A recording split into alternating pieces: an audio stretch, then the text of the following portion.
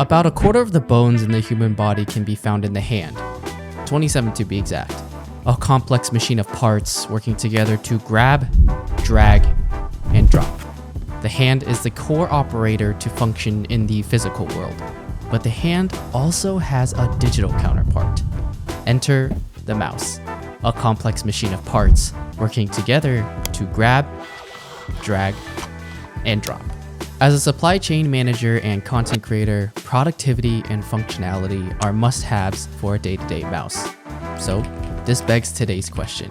Can this specific mouse take up the mantle as the ultimate digital hand?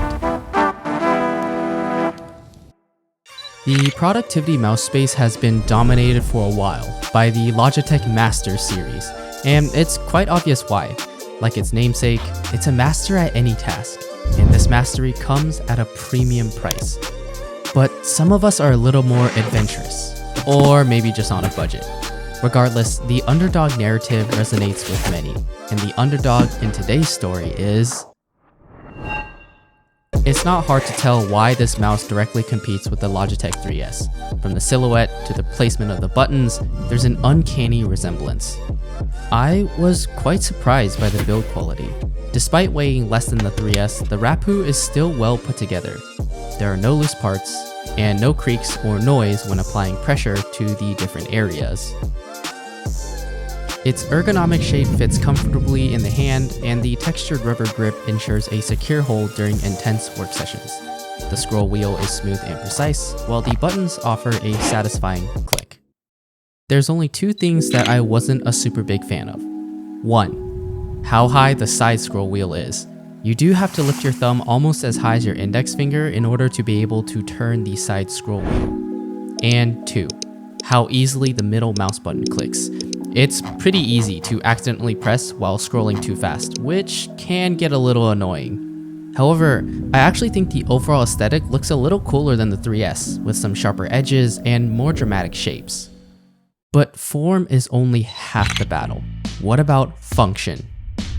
The Rapoo software allows you to tailor your workflow with customization options. There are a total of 8 buttons with 11 actions. Scroll up, down, middle click, left click, right click, forward click, back click, scroll left, scroll right, DPI here, and DPI there. All these actions can be remapped to a basic function such as closing a window or a more advanced keyboard macro like Ctrl-Alt-Delete. So at this point, the Rapoo mouse is essentially the same as the 3S, no? Well, not really. At half the price point, there definitely are some gives. So here's what you're potentially missing out on by going with the Rapoo over the 3S. Logitech has gestures, which add another 5 customizable actions. The Logitech software is also a little more advanced, able to have application-specific profiles, streamline workflows across different programs. For example, I have a profile mapped specifically for DaVinci Resolve in Logitech, but Rapoo unfortunately can't do that.